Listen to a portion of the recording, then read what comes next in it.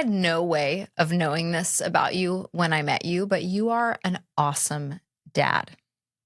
Thank you.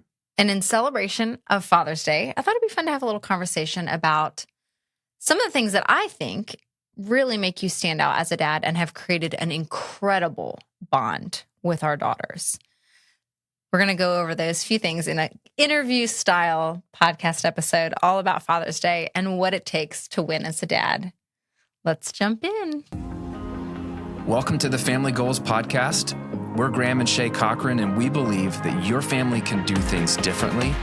The payoffs are worth it, and the little things can have a huge impact.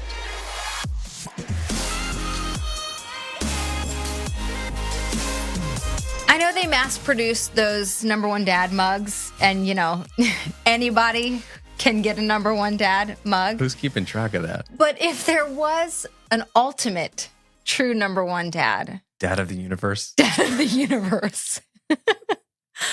I would give that to you. And I think your daughters would too. I know your daughters would too.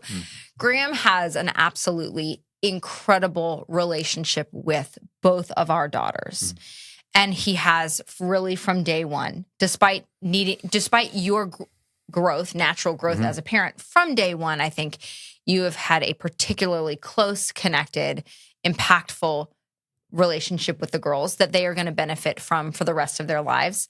Like, good luck them picking a spouse, because that's the goal. They're not going to measure up to dad. High standards, girls. Keep those standards high. And I had no idea. I mean, when we met back in college, you did not love children particularly. I don't think I knew a single child. I don't know if you'd ever held a child or changed a diaper or had any interest in doing any of those things. No. It wasn't like you were overtly paternal or just dreamed of having children one day. No, you dreamed of being a rock star, and that's wonderful. That's you wonderful. Did not have your life of being single and living for yourself. That's good for you.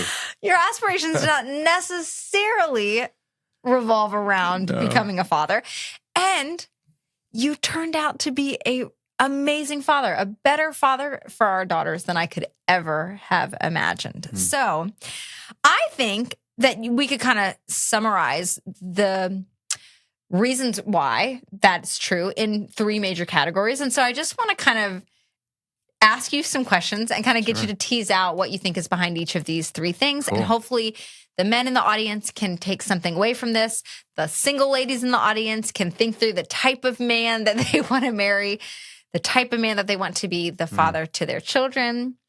The young men can glean some wisdom. So thank you, baby. Yeah? We can close this. This is great. I already got my cups filled up. He doesn't know all that I'm going to say. There's no script, folks. There's no script. Okay, so the first thing I want to talk about is the way that you view your role as a father, right? There are men who think, like, my job is just to put food on the table.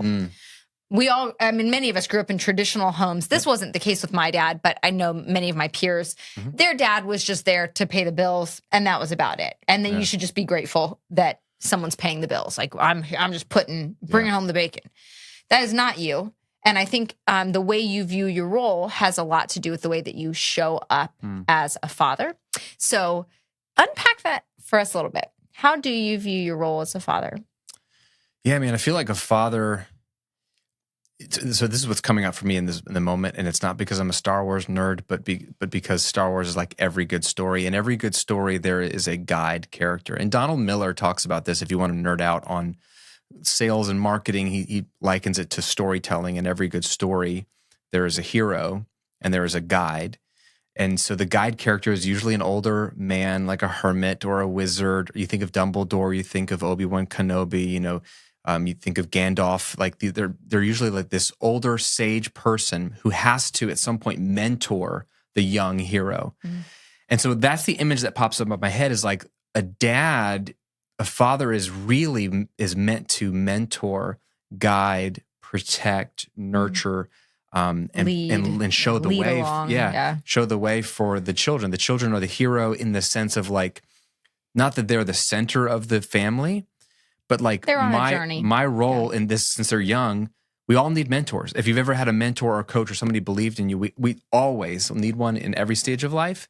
But that's kind of one main role I view the dad role is like the ultimate mentor. That's like, okay, between 0 and 18 or whenever they go off on their own, I've got these years to help you better understand yourself, truly understand the way the world really is, prepare you for the real world, believe in yourself. Like a good mentor imparts belief, let you struggle a little bit. Like in all these stories, the good mentor doesn't protect or fix. There's no helicopter Obi-Wan Kenobi. He lets Luke screw up a little bit, right? So that they can like break free on their own and like grow some, some confidence. But always is there to answer questions and say, ultimately what I think a father does is say to their child, like, this is what I see in you. This is the way. Right. There you go. You do know my one Star Wars reference. There we go. That's good.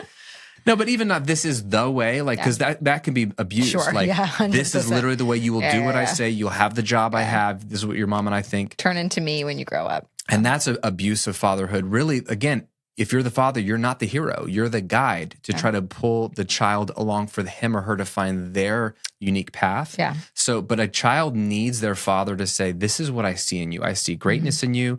I see so much potential. I love this about you. So much of the fathering role in my mind is just mentorship to the best degree and bringing that person, that young child up to be an incredible human being. Like if my kids become derelicts, it might not be my fault, but I have a huge role to play. And so I want to make sure that they're not just the opposite of a derelict, but like a fruitful person who loves people, loves the world, and is ready to like go out there and be who they're made to be. Yeah, I love that.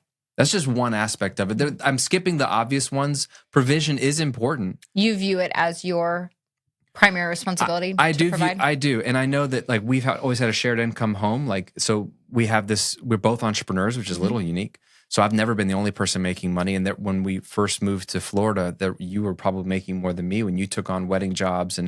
But I view my role very traditionally in that like, hey, I'm wired to want to work and provide. Like I have no problem if we both provide. It's always been important for you to create a way that I could stay home and not work if I wanted to. Yes. So that me working was always an option and never felt like it. I mean, it was not literally always an option because there were seasons where we were surviving off of mine. But the ideal for you was always like, I want to make it so that if you want to work, because it's fulfilling to you, great. But you don't have to work if I can have any say in it. Yes, exactly. Good clarification. Because that brings me pleasure. Like, I feel like I'm taking care of her if I'm the one providing.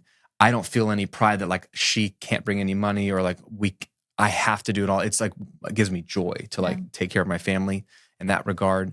And I think safety, I think like dads should like protect their children. Both parents should, but like the dad is there physically also to protect, emotionally protect. Especially I think if you like locking up the house at night, like that's like one. Like I set the alarm. But like those are like the obvious things that should be obvious: provision, protection. But I think like showing them the way and like leading them on. I want to jump back to something that you said that I think is worth underscoring is that you as a dad don't just show them what not to do. And like, here's wisdom, here's how you make smart decisions, that kind of thing. As a guide, you really do speak into and draw out what is great about them. Yeah. You've always done that really well. So whether that's like, Chloe, I love that you love to learn. I love that about you. Vera, I love how creative you are. Like you call out the good, and you have ever since they were little. You call out the good. So I think that's like such a beautiful aspect of mentorship that I don't know that we all are really dialed into, that not only are you kind of helping discern the way, but you're also seeing the good even that they don't see. You see their hard work, or you see their character, or you see, moments of greatness and potential in them, and you verbalize that, because it's one thing to see it. It's another thing to verbalize it. I'm glad you bring that up. I'm a very verbal person. I have a podcast. I've been talking on YouTube for 15 years. There's a lot of words in our house. Way too many. A lot of words. Way too many. So it comes naturally for me. Like when I joke about like, what's your superpower? I'm like, I could talk for 4 hours straight to like a camera by myself. We know. I don't know if that's useful, but some guys aren't as verbal. And so I'm glad you brought that up. I don't think that's the point, that you have to be this crazy verbal person. In a lot of ways, because I use so many words, they could easily fall on deaf ears. If I were a lot more, reserved and then I had moments to choose words, they would be really profound for my kids, I'm sure, because like, wow, like dad doesn't say, not that you don't want to be, dad says nothing and then he says something. Right. And but like, yeah, you know the what I'm whole saying? well, they know that I love them. I'm not going to tell them that jacks up kids. Well, yeah, that's the opposite. That's like refusing to give words. But if you just naturally don't say a lot, your challenge might be just to like put it on a checklist, like every day, make sure I compliment my child on something, and not compliment them also on what they do. We can get really nerdy about. I know we can go deep don't on compliment that. what they do. Compliment on who they are. Character over performance, because then you could jack up a kid like, oh, dad loves it when I do good stuff. Or if it's always looks for girls, you're so pretty. Then it's just all about looks. Yeah. Like compliment character. That's a good, side note, parenting. We should do like a whole podcast on that. But that's a good example, like because I have girls. And I found for years, I was always like, you're so beautiful. It's easy to say, oh, you look so beautiful today. Well, and it's not only easy because they are beautiful, but it's like I'm doing because I think that's what a good dad of daughters should do. Like, because I know that, self-esteem is really hard for these girls, especially I have teenage girls, right? Like, so I thought I'm like doing good by like telling them they're beautiful all the time. But then I think I read somewhere or I caught myself thinking about it. Like, if all I praise them for is their appearance, that's not actually helping if that's all I do. Yeah. I really want to praise their character and call that out. And so I have to even mentally go, okay, don't just compliment the way they look or their dress. Yeah. Like, so it's if it sounds robotic, it's just intentionality. Like make sure I'm doing these things, and then it becomes natural.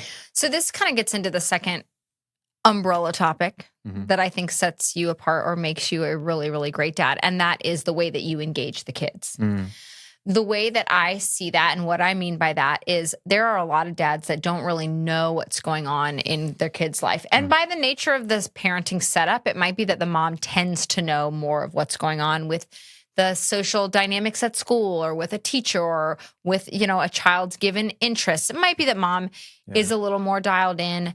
But you really do go out of your way to stay in the know of what's going on in their life, to engage these topics with them. So it's not like, oh, these are just things that they talk to mom about, but these are things that they talk to dad about too. I'm thinking of things like dating, boys, stuff like that you could easily say, oh, that's for mom to deal with, or girl friendships, girl drama in their social group. You could be like, that's like for mom to deal with.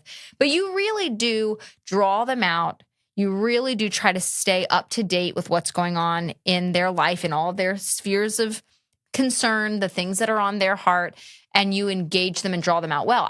I see a lot of dads who don't even know what to say when they get an opportunity to spend time alone with the kid.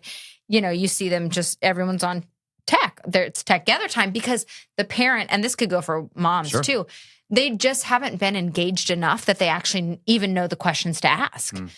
And I think you've done a really good job of staying in the know, and the way that you engage them has really created a really beautiful, sweet bond where they're as connected to you emotionally as they are to me. So I don't know if there's anything you want to add to that, but what comes to mind for you as you think about the way that you engage the girls intentionally? Yeah, two things. One is you want them to want to be your friend as adults. Right? Like I think like long term, like how I parent now is going to affect whether like we're adult friends. Yeah.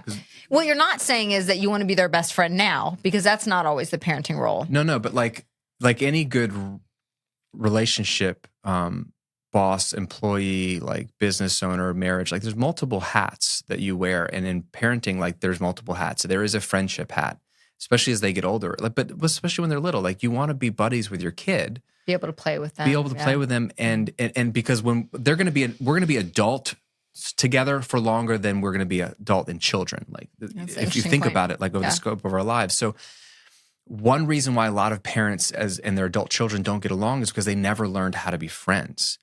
And so part of it is like, well, what would a friend do? A friend would like know something that's going on in your life, and if they don't, they'd ask questions. Yeah.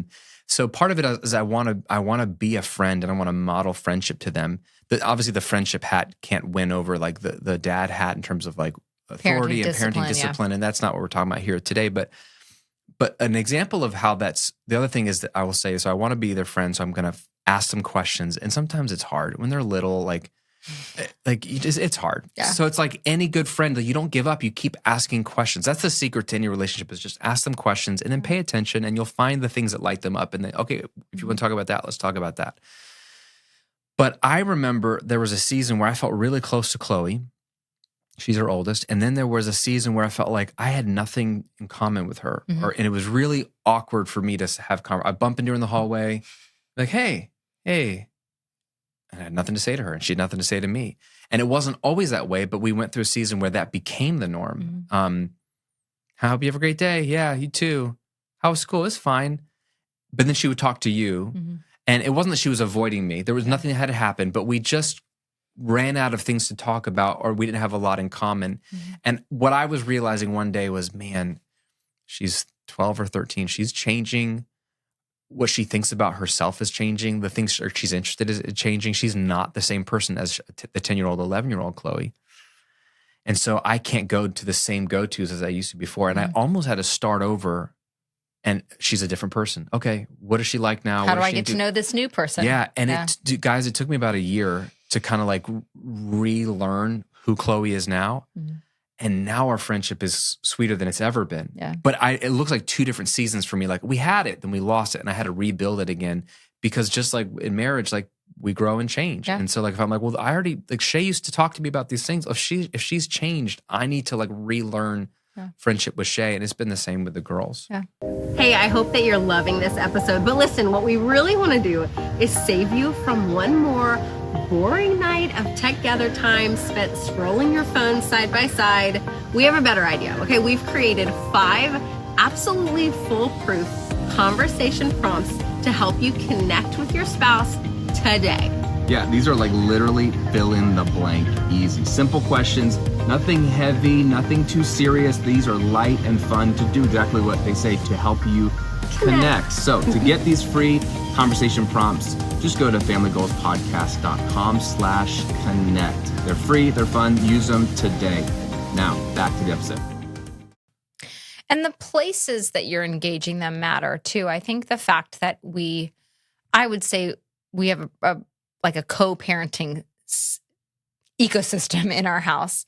Like we're both doing pickups. We're both doing drop-offs. We're both going to sports practices. We're taking turns, cooking dinner, or we're taking turns with bedtime. Like you're tucking them in, then I'm tucking them in. Like it's not like I'm doing the parenting and you just clock in and out at work and then you come home and turn the TV on. You are really involved and have always been in the responsibilities of the family and parenting the kids. And so I think that's given you a front row seat because that means when they get in the car after school and they're sad, you're the one that's there to engage it. When you tuck them in for bed at night and they're kind of quiet, you're there to engage it. Hey, it seems like something's wrong. Is anything on your mind? You guys have some of the best conversations. Yeah. He'll go in there too. Listen, at the end of the night, I am tired. Shay checks out. I'm tired. Like I am like a kiss. Okay, good night, bedtime.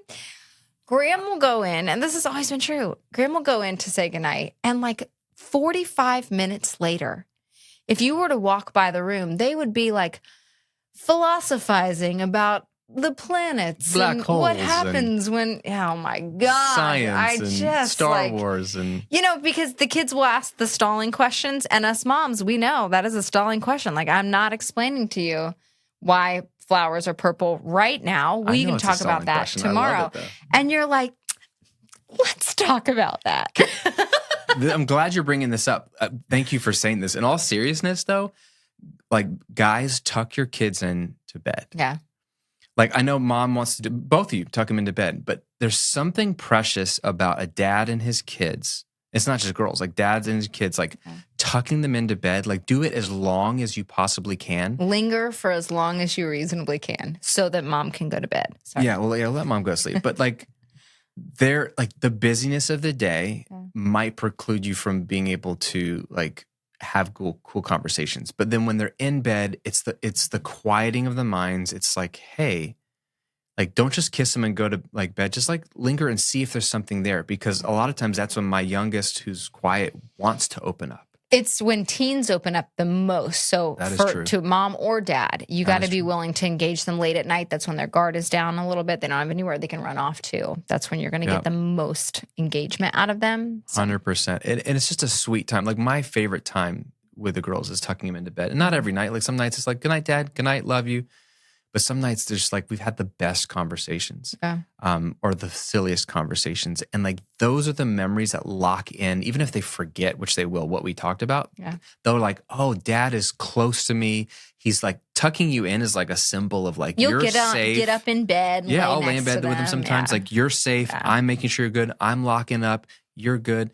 Yeah. And the last thing I'll say there here too, if you're a person of faith, like pray over your kids. And I don't do this every night. So like I'm one of those guys that was like, oh, don't tell me to pray over my kids because I don't do it and I feel guilty. But it's amazing how like when you start to pray over your kids, or if they're like telling you something they're struggling with, like, well, hey, let's stop and pray about that right now, like your friendship situation, whatever. They'll start to ask you, like, Dad, could you pray for me about this? And even if they don't, and even if you feel awkward praying, like it's a way of caring. Like I see you, you have a need, and so let's bring it to a God that like has power and cares about us and wants to help us. And like no matter what happens with that prayer request, they feel cared for, and that's like a cool time to do it, even if it's really quick. Yep. So true. The last thing that I wanted to talk through is the way you show up in the home. And what I mean by that is you show up vulnerable, transparent, honest. You share your wins. You share your excitement. You share the things that you're proud of yourself for. But then you also share your insecurities. You share your fears. You share your sadnesses. You share your confusion. And I think that's so valuable because I'm not a dad, but I would imagine as a man, it probably feels a little more safe and even good to keep this bravado, keep this facade up that I have the answers and I'm good. Daddy's good. I've got it all together. I'm not worried. I'm not sad. And you've rejected that model of being a dad, and you've said, "Here's who I am," and maybe there's something you can learn, and maybe you'll be freed up if I can be free to be human in front of you. So I love the way that you show up in all the aspects and manifestations of who you are in different seasons of life and what you're going through, because I think it gives the girls a lot of freedom to also be insecure. Be proud, celebrate something, be sad, be confused, feel a lot of clarity. It just, the way you show up gives them freedom to show up as those things too, that they don't have to always have it together or be strong or have the answer or that kind of thing. So anything you want to add to that, anything that comes to mind for you relating to kind of the way that you show up fully as yourself? Did that come naturally? Do you feel like you always did that? Is that a struggle? Do you have to fight for that? That's a good question. I think I've always done that. You correct me if I'm wrong, like with the kids, because I feel like it would be, if I didn't early on, it'd be hard to start being vulnerable, like when they're older. I mean, if you want to get real deep, it's just interesting because you do have a history of wanting to have it together for yourself. Yeah.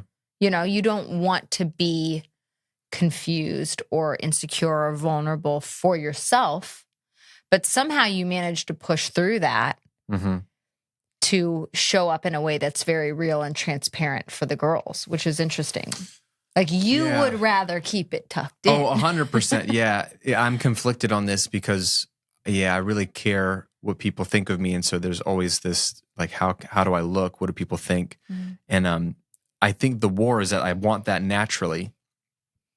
But then inside I'm like, if I can't be myself in my own home, like, dude, then I'm screwed. Like, I'm going to die on the vine. So I think that wins out. Is like, not that I want to like cause a scene and be the center of attention and woe is me. That's not what I think is going on. But like, I want to just be 100% free in my own home. And I don't always feel that way because of my own insecurities. But I think I lean to like, hey, if I'm not having a great day, or if I had a challenging situation, I'm not going to lie about it or act like it's good. You're honest about it. Because I need a place to like decompress. And sometimes it's at the detriment of, you have to hear my ish and, that goes both ways. But I think, I don't know if this was intentional with the girls necessarily, but now it is like, I want them to see what I'm excited about. I don't want them to not know what daddy does. So like, I'll tell them about stuff that they really don't care about, like about a new launch that we did, or I did a JV webinar with this guy. He's got a big audience, and we sold my course. And like, they were like, well, how many copies of your course did you sell? And how much money did that make? So they're like, oh, wow, that's amazing. So I like to bring him into the wins, but then also the losses of like, man, this is really hard, or I'm making this hard decision to like shut down this community or to make this pivot, and I don't really know what to do. And I kind of want them to just see what it looks like to struggle and see what it looks like to make decisions. Mm-hmm. Like that's a big thing we both have tried to do is like make decisions openly publicly in the house. With them. So they're like hearing us weigh the pros and cons, and even if they're not maybe a part even of it, argue about the pros and cons a little bit. hear about might be some tears. It might be. I think that's really instructive. Because like they're where else are they going to learn this stuff? Yeah, like absolutely. from TikTok, like how to disagree respectfully and make decisions. Yeah. I just want to be real because I want my kids to feel like they can be real. And I want them to see the full expression of emotion because I don't think I grew up knowing how to emote well, but we all have the emotions. We all have the feelings. So I want them to at least see the rainbow or the buffet of emotions. And like, you can have a good day, you can have a bad day. And what's interesting is like Chloe as an example, when she was younger, you'd be like, man, like she's got a tough personality when she's a really young kid and like a little frown on her face, like came out the womb just disappointed. Just this is this place. This is who I'm with. This is what you guys are my parents. Okay. And so it always felt like that she's was the extreme opposite of that. Oh yeah, she's like exactly like she's the literal kindest human. Yeah, like just wonderful. My point is, it's been interesting to watch her develop over the years, and she's been like amazing, especially the last few years. This is not like new, but I almost wonder if her seeing the humanness is like giving her like a better understanding of like, you don't have to have it all together. And like, sometimes you are going to be disappointed, but sometimes you can also celebrate too. Yeah. And she's now the most like, she's very emotional. She has high emotional intelligence. Exactly, high EQ for sure. Like she can celebrate with you. And then also she can be really down and be like, this sucks and I hate this. And I feel like that's great because she's accurate about both and those honest, things and honest about it. Both. And she feels like she can open up to us. So I think that's what I'm trying to do. I don't know how intentional it was in the beginning, but like it is what it is. And so I'm not. They just wore us thin. Yeah. They wore us down. Yeah. The insides are coming out. Well, like I'm a performer, right? Like literally if you test me on the Enneagram or any of these tests, like I tend to like, I can be on and I can be whatever you need me to be. Like that's like a 3 on the Enneagram. I don't want to perform in my own home. Yeah. For sure. Like the whole world wants you to be a certain way. Like I don't want to do that in my own home. Nope. So that's kind of what's led to this. I love that. The last thing I'll add, and then we'll wrap up, is, and I think this kind of falls probably under the way that you show up in the home and the way you engage your kids, is that you're very quick to apologize. There's a humility about you that I think has strengthened the bond that you have with the girls. It also serves our marriage well, but specifically in parenting, that you are willing to admit when you're wrong and you are quick to ask for their forgiveness. I'm really sorry Daddy lost his temper. Yeah. Will you please forgive me? I'm really sorry that I snapped at you when we were getting in the car. I was frustrated about this, and I'm really sorry that I took it out on you. Will you forgive me?